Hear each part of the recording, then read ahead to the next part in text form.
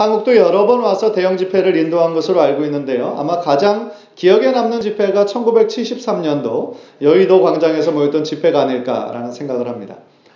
그 집회 때 어마어마한 많은 사람들이 모였다라고 하는데요. 어제 제가 사진을 보고 자료를 보니까 4일 동안 52만 명이나 그 자리에 모여서 말씀을 듣고 또 몇만 명이 그 복음에 반응하고 결신하는 놀라운 집회였다라는 것을 확인을 했습니다. 그분이 끼친 복음의 영향력은 실로 세계적이라고 할 수 있는데요. 그래서 미국의 아이젠하워 대통령 때부터 아주 가까이에는 오바마 대통령까지 영적 자문의 역할을 감당했었고 그분들의 영적인 멘토가 되었다고 합니다. 그래서 그분의 죽음이 그냥 한 평범한 목사님의 죽음이 아니라 그 미국 전체에서 방송이 되고 또 그를 기억하는 한국과 전 세계에서 그의 죽음을 애도하는 물결이 일어난 것을 보면 참 그의 삶이 얼마나 의미 있는 인생이었는지 우리가 깨닫게 됩니다. 저는 무엇보다도 참 놀라운 것은 그분이 거의 100년의 인생을 사는 동안 믿음의 여정에 있어서 끝까지 넘어지지 않고 실수하지 않고 선한 싸움을 잘 싸우셨다라는 것에 대해서 참 감사와 존경이 흘러나왔습니다. 그래서 정말 존경할 만한 인물이 드문 이 시대에 우리 모든 크리스찬들이 존경할 수 있는 인물이 되어주셔서 또 얼마나 감사한지 모르겠습니다. 여러분은 어떤 인생으로 기억되고 싶으십니까? 이 질문은 우리에게 너무나 중요한 질문입니다. 왜냐하면 그것이 우리가 살아온 인생의 요약과 같은 것이기 때문에 그렇습니다. 물론 세상에 많은 사람들은 다른 사람이 나를 어떻게 평가하든 어떻게 기억하든 나는 상관없어. I don't care. 라고 말하는 사람들이 많이 있을지도 모르겠습니다. 그러나 우리 크리스찬들은 그렇게 살아서는 안 됩니다. 왜냐하면 우리들의 인생은 어떻게 살든 상관없는 그런 인생이 아니라 하나님께서 우리 각자에게 이루라고 주신 소명이 있는 존재, 즉 목적이 있는 존재이기 때문에 그렇습니다. 오늘 본문은 바울이 디모데에게 보내는 마지막 편지 중에서도 또한 마지막 부분입니다. 그런데 그 유언과 같은 내용에 가장 많이 등장하는 것이 있습니다. 뭔지 혹시 아시겠습니까? 사람들 이름입니다. 사람들 이름. 이게 무슨 뜻일까요?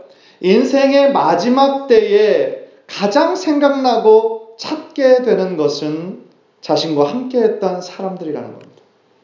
어떻게 보면 우리 인생의 가장 중요한 부분 중에 하나가 바로 사람들과의 만남에 의해 결정된다라는 것을 보여주고 있습니다.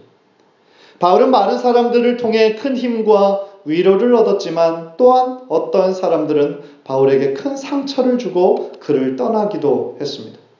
너무너무 위대한 믿음의 사람, 믿음의 사도였지만 그도 역시 사람 때문에 즐거워했고 사람 때문에 가슴 아파했습니다. 그렇기 때문에 오늘 본문에 나타난 바울의 마지막 모습은 선한 믿음의 싸움을 다 마치고 이제 어떻게 자신의 삶을 마무리할 것인지에 대한 좋은 예가 된다고 생각합니다. 간절히 바라기는 오늘 바울의 디모데에게 보내는 마지막 권면을 통해서 우리들에게도 어김없이 찾아올 인생의 마지막 챕터를 어떻게 쓸 것인지 마음속 깊이 생각하고 또한 믿음으로 다짐하는 복된 시간 되시기를 주님의 이름으로 간절히 축원합니다. 오늘 본문의 많은 부분은 먼저 바울이 기억하는 사람들을 설명합니다. 크게 나눠보면 바울의 좋은 믿음의 동역자들이 있었고 또 반대로 바울을 떠나고 마음을 아프게 했던 사람들로 나눌 수 있습니다. 무엇보다도 바울의 귀한 믿음의 동역자는 역시 디모데였습니다. 디모데는 바울이 복음으로 나온 복음의 아들이었고 자신의 제자였지만 어느새 자신의 든든한 동역자로 세워져 있음을 우리가 발견하게 됩니다. 9절을 보면 바울은 디모데에게 너는 어서 속히 내게로 오라 그렇게 이야기합니다. 바울 자신이 이제 순교할 날이 얼마 남지 않았음을 직감하고 있는 겁니다. 그래서 마지막으로 한번 더 보고 싶은 마음 때문에 그래요. 근데 NIV 영어 성경을 보니까 do your best come soon 이라고 얘기했는데 NASB 성경을 보니까 make every effort to come to me soon 그랬습니다. 나에게 빨리 오는데 모든 노력을 기울여라. 굉장히 절박하게 얘기하죠. 급하게 얘기합니다. 이유가 있습니다. 사실 바울 당시에는 교통이 그렇게 좋지가 않았습니다. 그래서 겨울철이 되면 모든 항해가 금지가 됐습니다. 왜냐하면 위험했기 때문에. 그래서 바울은 겨울이 오기 전에 디모데가 좀 빨리 왔으면 좋겠다라는 겁니다. 그래서 21절을 보면 그 이유가 정확하게 명시되어 있는데 너는 겨울 전에 오라. 그렇게 얘기합니다. 어떻게 보면 그 노사도, 죽음을 앞두고 있는 노사도의 그런 간절하고 애틋한 마음이 그 안에 담겨져 있는 것을 보게 됩니다. 디모데뿐 아니라 바울과 함께했던 누가도 역시 바울의 신실한 믿음의 사람이었습니다. 11절 초반부를 보면 모든 사람이 자신을 떠났지만 지금 누가는 나와 함께 있다. 그렇게 얘기합니다. 누가의 함께함이 바울에게 큰 위로가 되고 격려가 되었다라는 겁니다. 누가는 어떤 사람입니까? 누가는 가장 유명하게 누가복음과 사도행전의 저자이고 또 누가의 직업은 잘 알려진 대로 의사였습니다. 바울이 전하는 복음에 그가 회심했고 바울을 전적으로 따라다니면서 의사 일을 포기하고 바울의 선교 여행에 따라다녔고 끝내는 바울이 감옥에 갇혀있는 순간마저도 바울을 떠나지 않고 지켰던 너무나 신실한 믿음의 사람이었습니다. 그래서 사도행전을 우리가 보면은 누군가에게 들은 거를 이렇게 대신 쓴 것이 아니라 그 필체의 기록이 굉장히 생생한 것을 볼 수 있는데 그 이유가 바로 누가가 그 선교 현장에 바울과 함께 늘 같이 있었기 때문이라는 것을 증명한다라는 것입니다. 사실 바울과 선교 여행을 같이 다니면서 좋은 일만 있었던 것은 아니었을 겁니다. 바울을 환대하는 이들도 물론 있었지만 반대로 바울을 박해하고 공격하고 죽이려고 하는 사람들이 훨씬 더 많았습니다. 왜냐하면 유대인들의 입장에서 볼 때 바울은 위대한 복음의 사도가 아니라 한 사람의 변절자에 불과합니다. 따라서 유대인들의 입장에서 보면 눈에 가십니다. 그래서 바울을 보면 늘 복음을 전하는 것을 방해하고 틈만 나면 죽이려고 했던 것이죠. 그래서 그들 유대인들의 그 핍박을 피해서 도망갔던 적이 한 번이 아닙니다. 그 정도로 선교 여행의 과정은 험난했어요. 그러나 누가는 중간에 아무리 힘든 일이 있어도 포기하지 않고 바울과 함께 끝까지 그의 믿음의 여정에 함께 했다라는 것입니다. 그래서 옥중서신인 골로새서 4장 14절을 보면 사랑을 받는 의사 누가와 또 데마가 너희에게 문안하느니라. 옥중에서도 그를 떠나지 않고 함께 있었다는 거예요. 누가는 바울에게 있어서 정말 디모데와 마찬가지로 정말 믿음의 동역자였고 신실한 사람이었다는 것입니다. 사랑하는 성도 여러분, 여러분은 어떤 인생이 과연 잘 살아낸 인생이라고 생각하십니까? 여러 가지 기준이 있겠지만 전 오늘 본문에 나온 디모데와 누가처럼 누군가에게 큰 힘이 되고 위로가 되고 필요할 때 언제나 곁에 있어주는 사람이라고 생각합니다. 그리고 그런 신실한 사람들이 내 주변에 많은 사람일수록 그 사람은 정말 행복한 사람이요. 그 인생을 잘 살아낸 인생이라고 생각합니다. 그런 면에서 내 주위에 왜 그런 좋은 믿음의 사람이 없느냐라고 생각하기보다 내가 먼저 우리 주변의 사람들에게 그런 믿음의 사람, 신실한 사람이 되어주는 것이 훨씬 더 중요하다고 생각합니다. 옛말에 내 주변, 내가 정말 힘들 때 나와 함께 있어주는 사람이 진짜 내 친구고 내 사람이다 라는 말이 있지 않습니까? 힘들 때 함께 있어주는 사람, 힘들 때 그에게 큰 힘이 되고 위로가 되어주는 사람, 그 사람이 정말 그 사람의 참된 친구라는 것이죠. 간절히 바라기는 우리 성도님들의 삶이 누군가에게 가장 고맙고 가장 힘이 되고 위로가 되는, 그래서 끝까지 함께하고 싶은 사람으로 기억되는 우리 성도님들 되시기를 주님의 이름으로 간절히 축원합니다. 그런데 10절을 보면 바울을 가슴 아프게 한 사람의 이름이 등장합니다. 데마였습니다. 10절을 보십시오. 데마는 이 세상을 사랑하여 나를 버리고 데살로니가로 갔고. 데마에게 도대체 무슨 일이 일어나는 것일까요?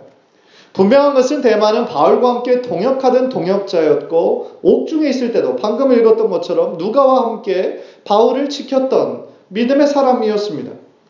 그래서 바울이 로마에 2차로 투옥되었을 때도 역시 로마에 있었고 바울에게 아주 힘이 되는 사람이었습니다. 그런데 이랬던 그가 이 세상을 사랑해서 바울을 버리고 데살로니가로 갔다는 겁니다. 이것은 데마가 바울과의 관계가 틀어져서 그냥 바울을 배신하고 떠났다라는 것을 의미하는 것이 아니라 결국 하나님을 향한 신앙까지 저버리고 이 세상에 속한 자로 전락하고 말았다라는 그러한 뜻이 있습니다. 안타까운 것이죠. 정확하게 어떤 일이 있었는지는 기록되어 있지 않아서 우리가 알 수 없지만 그래도 데마는 바울과 함께 동역하면서 우리가 예상할 수 있는 것은 어떤 큰 어려움을 만났는데 그 어려움을 참지 못하고 떠난 거예요. 바울만 떠난 것이 아니라 신앙을 떠나버린 겁니다. 분명한 것은 이 사건은 바울에게 두고 큰 상처로 남았다는 겁니다. 그래서 디모데에 보내는 마지막 편지에서도 그를 언급할 정도로 그에게는 큰 상처가 되었다는 것이죠. 우리는 이 사건을 통하여서 예수님의 말씀을 떠올리게 됩니다. 하나님과 세상을 겸하여 섬길 수 없다 라는 말씀. 우리가 예수 그리스도를 사랑하면서 동시에 세상을 사랑한다라는 것, 그것은 크리스찬에게 있어서 엄청난 모순이라는 겁니다. 따라서 하나님은 우리들 크리스찬의 삶을 사는 데 있어서 늘 올바른 것을 선택하기를 원하신다는 겁니다. 그래서 세상을 선택할 건지 하나님을 선택할 건지, 넓은 길을 선택할 것인지 좁은 길을 선택할 것인지, 어두움과 거짓을 선택할 것인지 빛과 진리를 선택할 것인지 우리에게 늘 요청하고 계시다라는 겁니다. 한편 데마와 대조되는 인물이 있었습니다. 바로 마가였습니다. 11절, 우리 11절 다 함께 화면을 통해서 보겠습니다. 시작. 네가 올 때에 마가를 데리고 오라. 그가 나의 일에 유익하니라. 마가의 본명은 요한 마가였는데요. 신약 성경에 곳곳에 등장합니다. 가장 유명하게는 마가복음의 저자이고요. 사도 베드로의 통역으로도 일했습니다. 왜냐하면 이 디모데는 헬라어에 능통했던 반면에 베드로는 헬라어를 못했기 때문에 통역으로 같이 데리고 다녔다는 겁니다. 또 마가는 바나바의 조카였습니다.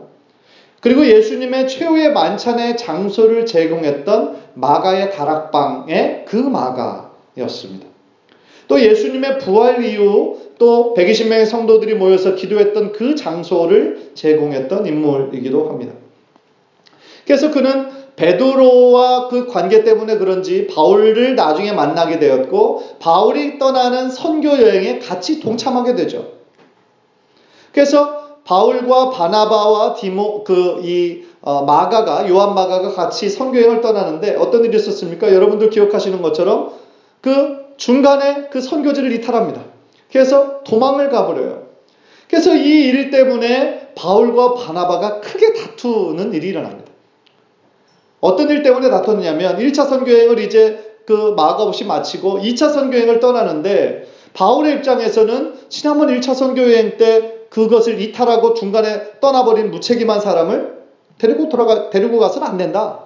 그 사람은 자격이 없다. 이렇게 말했던 반면에 바나바는 물론 큰 실수했지만 그 사람에게 다시 한번 기회를 줘야 된다. 그런 주장이었거든요. 그런데 바울과 바나바, 이 믿음의 사람도 그 사람 그것 때문에 얼마나 싸웠는지 아예 관계가 틀어져 버렸죠. 그래서 바울은 실라를 데리고 떠났고 바나바는 마가를 데리고 선교여행을 따로 떠나게 되는 일이 발생을 합니다. 어찌 보면 바울에게 마가는 크게 찍힌 사람입니다. 그죠? 크게 찍혔어요. 중요한 선교여행에서 자신의 마음대로 힘들다고 이탈해버렸으니 그럴 만도 했습니다. 그러나 마가는 나중에 바나바와 함께 했던 그 선교여행에서 성실하게 그 역할을 잘 감당해냈고 후에 바울의 사역에 다시 동참할 수 있는 기회를 얻게 됩니다. 그래서 오늘 본문에 나오는 것처럼 바울의 동역자로 또 자신의 복음 전파 사역에 유익한 사람으로 마지막에 꼭 만나고 싶은 사람으로 기억되고 있는 것이죠. 이처럼 데마와 마가는 이 시작과 끝에 있어서 그 결과가 굉장히 극적으로 대조되는 사람입니다. 데마는 첫 시작은 좋았으나 마지막에 아주 안 좋은 사람이었던 반면에 마가는 중간에 큰 실수를 했지만 마지막이 참 좋은 그런 사람이라는 것이죠. 사랑하는 성도 여러분, 우리가 이 두 사람을 보면서 다시 한번 생각해 보게 되는 진리가 있습니다. 우리 신앙의 첫 시작 참 중요합니다. 우리 신앙을 어떻게 시작하느냐에 따라 우리 신앙의 과정과 결과가 어떻게 될지 어느 정도 예측할 수 있기 때문에 그렇습니다. 그러나 시작보다 더 중요한 것, 그것은 우리들의 믿음의 여정을 어떻게 마무리할 것인가입니다. 어떻게 시작하는 것보다 오히려 어떻게 마치는 것인가가 훨씬 더 중요합니다. 생각해 보십시오. 우리 주변의 믿음의 첫 시작은 좋았으나 중간에 변질하고 넘어지는 경우가 얼마나 많이 있습니까? 안타까운 경우죠. 간절히 바라기는 우리 모두가 처음에는 좋았으나 중간에 변질돼서 타락하는 용두삼이 인생이 아니라 처음보다 나중이 더 좋은 귀하고 견고한 믿음으로 성장하시는 우리 성도님들 되시기를 주님의 이름으로 간절히 축원합니다. 바울은 그의 인생의 마지막 순간에 자신들과 함께했던 사람들만 기억했던 것은 아니었습니다. 그는 오히려 자신과 함께 하셨던 하나님을 더 기억했습니다. 16절에 나왔던 것처럼 자신의 주변에 있던 사람들 모두가 떠나고 심지어 자신의 중요한 재판이 있을 때도 자신과 함께한 사람이 없었지만 바울은 그들에게 허물을 돌리지 않고 자신의 인생에 언제나 함께하신 하나님을 기억하고 그분을 높여드리고 있습니다. 17절 18절 보십시오. 우리 17절 다 함께 읽겠습니다. 시작. 주께서 내 곁에 서서 나에게 힘을 주심은 나로 말미암아 선포된 말씀이 온전히 전파되어 모든 이방인이 듣게 하려 하심이니 내가 사자의 입에서 건짐을 받았느니라. 18절 대가 있습니다. 주께서 나를 모든 악한 일에서 건져내시고 또 그의 천국에 들어가도록 구원하시리니 그에게 영광이 세세 무궁토록 있을지어다. 아멘. 그렇습니다. 바울이 자신의 삶을 뒤돌아보면서 마치 사자의 입에 들어가는 것처럼 수많은 고난과 죽음의 순간들이 있었어요. 그러나 중요한 것은 하나님께서 그 순간을 겪을 때마다 그를 수많은 악한 일에서 건져내셨다는 겁니다. 바울이 어려운 상황 속에서도 복음을 잘 전할 수 있도록 하나님께서 옆에서 힘을 주시고 끝내 구원해 주셨다라는 겁니다. 그래서 하나님께서 자신에게 맡겨주신 사명을 다 완수하게 하셨고 이제는 천국에 이르게 하신다라는 겁니다. 할렐루야. 여기서 하나 깨닫는 중요한 교훈이 있습니다. 우리가 크리스찬으로 살면서 우리 주변에 얼마나 많은 믿음의 사람들, 믿음의 동역자들 있는 거 물론 중요한 일입니다. 그러나 그보다 훨씬 더 중요한 것이 있는데 우리 인생의 매 순간 우리와 함께 하시는 하나님을 우리가 얼마나 인식하고 얼마나 붙잡고 있느냐. 그 문제인 것입니다. 하나님께서 우리 인생의 매 순간순간 힘이 되어주시고 능력이 되어서 주시지 않으면 우리의 힘만으로는 이 믿음의 길을 완주할 수가 없기 때문에 그렇습니다. 그래서 바울은 17절에서 주께서 내 곁에 서서 나에게 힘을 주심은 그렇게 고백하고 있는 거예요. 지금 바울이 어디에서 힘을 공급받았다라고 고백하고 있습니까? 하나님입니다. 주님께 직접 힘을 공급받았다라고 말합니다. 즉 주님이 나의 힘의 능력의 근원이 되신다 라는 뜻입니다. 사랑하는 성도 여러분, 여러분의 힘과 근원은 어디에서 옵니까? 주님을 믿지 않은 많은 세상 사람들은 자신의 힘은 곧 돈에 있다. 돈이 곧 힘이다, 능력이다 그렇게 말할 것입니다. 돈이 곧 권력이고 명예로 직결되는 경우가 얼마나 많이 있습니까? 또 어떤 사람들은 다른 사람들의 인정을 받는 것, 인기가 그 사람들의 힘의 근원이라고 말할지도 모르겠습니다. 그러나 그 모든 것들의 공통점이 무엇인 줄 압니까? 시간이 지나면 없어져 버리는 허무한 것들이라는 겁니다. 한때 돈과 인기와 권력을 얻었던 사람들의 마지막을 한번 생각해 보십시오. 한때는 반짝하면서 화려하게 살던 사람들이 어느 순간 인기가 없어지고 권력이 있던 자들은 정권이 바뀌고 사람들에게 잊혀질 때면 결국에는 외롭고 누구 하나 자기를 찾아주는 이 없는 그런 삶을 살게 된다는 겁니다. 따라서 우리들의 참된 힘은 눈에 보이는 세상적인 것에서 오는 것이 아니라는 겁니다. 우리의 참된 힘은 세상에서 오는 것이 아니라 오직 하나님께로부터 온다라는 것을 믿고 확신하시는 여러분 되시기를 주님의 이름으로 간절히 축원합니다. 하박국 3장 19절 우리 한번 화면을 통해서 다 함께 읽겠습니다. 시작. 주 여호와는 나의 힘이시라. 나의 발을 사슴과 같게 하사 나를 나의 높은 곳으로 다니게 하시리로다. 아멘. 시편 18편 다윗의 고백도 다 같이 읽습니다. 시작. 나의 힘이신 여호와여 내가 주를 사랑하나이다. 아멘. 하나님만이 우리의 힘이 되어주신다는 것. 결국 우리가 믿음으로써 걸어가야 하는 길은 결국 순례자의 길과 같다는 거예요. 우리가 예전에 많이 불렀던 찬양 중에 순례자의 노래의 가사가 있잖아요. 저 멀리 배는 나의 시온성 오 거룩한 곳 아버지 집. 내 사모하는 집에 가고자 한 밤을 세웠네. 저 망망한 바다 위에 이 몸이 상할지라도 오늘은 이곳 내일은 저곳 주 복음 전하리. 결국 순례자의 길은 뭡니까? 우리의 거할 본향은 이곳이 아니라 이 세상이 아니라 저 천국에 있음을 고백한 찬양입니다. 따라서 이곳에서의 삶은 우리가 영원히 거할 곳이 아니에요. 사도 베드로의 고백처럼 그저 나그네의 인생이 우리들의 삶의 실존인 것이죠. 잠깐 스쳐 지나가는 순례자의 길이라는 거예요. 사도 바울은 정말 정확하게 그 순례자의 삶을, 순례자의 길을 걸어간 사람이었습니다. 18절을 보면 그가 그의 사명을 다 마친 후에 그의 시설이 지금 어디에 있는 줄 압니까? 그의 시설은 이미 천국을 바라보고 있었던 거예요. 사랑하는 성도 여러분, 순례자의 길은 참 길고도 어렵습니다. 순례자의 길이 마치 기간이 정해져 있는 거라면 한 달, 2달 이런 식으로 딱 정해져 있는 거라면 아마도 많은 사람들이 아유 그까짓 거 나도 한다. 한 달, 2달 아마 그럴 거예요.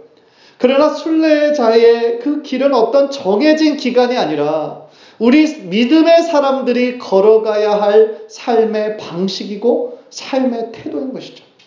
평생에 걸어가야 할 모습들인 거예요. 따라서 우리의 힘만으로는 도저히 걸어갈 수가 없고 완주할 수가 없는 길이기 때문에 그렇습니다. 그래서 우리는 순례자의 길을 잘 걸어가기 위해 무엇이 필요합니까? 하나님의 능력이 필요한 것이고 하나님의 말씀이 필요한 것이고 때를 따라 도우시는 하나님의 도우심이 필요한 것이고 언제나 우리와 함께 하시는 임마누엘의 하나님의 동행이 필요하다라는 것입니다. 구약 성경을 보면 하나님이 적절하게 부어주시는 은혜를 이른 비, 늦은 비로 표현한 구절들이 꽤 많이 있습니다. 이스라엘은 우리 이곳 뉴저지는 참 비가 많이 오지만 이스라엘은 비가 많이 내리지 않는 그런 척박한 땅입니다. 그래서 거기서는 농사를 10월에 이제 씨를 뿌리고 4월에 그거를 걷는데요. 10월, 11월에 비가 내려야 씨앗을 뿌릴 수가 있습니다. 그런데 그때 내리는 비를 뭐라고 부르느냐? 이른 비라고 불러요. 그리고 이른 비가 있어서 씨앗을 뿌리고 난 후 그것이 자라고 또 결실하기 전에 또 비가 내려야 또 수확을 하고 결실을 맺을 수 있거든요. 그때 내리는 비, 3, 4월에 내리는 비, 늦은 비라고 부릅니다. 때에 따라 하나님께서 그 비를 내려주시지 않으면 이스라엘이 농사를 지을 수 없는 거예요. 살아갈 수가 없는 거예요. 그러니까 이스라엘 백성들은 이른 비, 늦은 비를 정말 간절히 구했겠죠. 때를 따라 도우시는 하나님의 은혜를 갈구했을 것입니다. 저는 이것을 생각하면서 저와 정말 우리 귀한 성도님들에게 하나님의 은혜와 축복이 이른 비, 늦은 비처럼 임했으면 좋겠다라는 생각을 한번 해보았습니다. 사랑하는 성도 여러분, 우리도 바울처럼 인생의 마지막 때가 다가올 때가 있을 텐데 그때가 오면 아마 우리도 많은 사람들을 떠올리게 될 것입니다. 그 중에는 너무 고맙고 생각만 해도 행복하게 하는 사람들도 있을 것이고 또한 나를 아프게 하고 상처를 주었던 사람들도 또한 기억으로 남을 것입니다. 물론 그 중에는 믿음의 길을 함께 갔던 믿음의 동역자의 얼굴도 떠오를 것입니다. 그러나 우리가 반드시 기억해야 할 것은 우리들의 인생이 나를 아프게 하고 힘들게 했던 사람들에 의해서 좌우된 것이 아니라 물론 그 당시는 힘들고 아팠겠지만 더 중요한 것은 나의 인생은 내 인생의 모든 순간에 나와 함께 하셨던 하나님께서 인도하셔서 나의 인생을 만들어 가셨다라고 믿음으로 고백해야 할 줄 믿습니다. 그것이 바로 우리 하나님께서 이끌어가는 순례자의 삶이요 우리가 끝까지 붙잡아야 하는 하나님의 손일 줄 믿습니다. 간절히 바라기는 이 자리에 계신 모든 성도님들의 삶이 하나님 앞에 부끄러움이 없는 삶, 하나님 앞에 기억되는 삶, 또한 우리 주변의 사람들에게도 역시 부끄럽지 않는 신실한 믿음의 사람으로 기억되는 복된 인생 모두 되시기를 주님의 이름으로 간절히 축원합니다. 우리 한번 기도하겠습니다.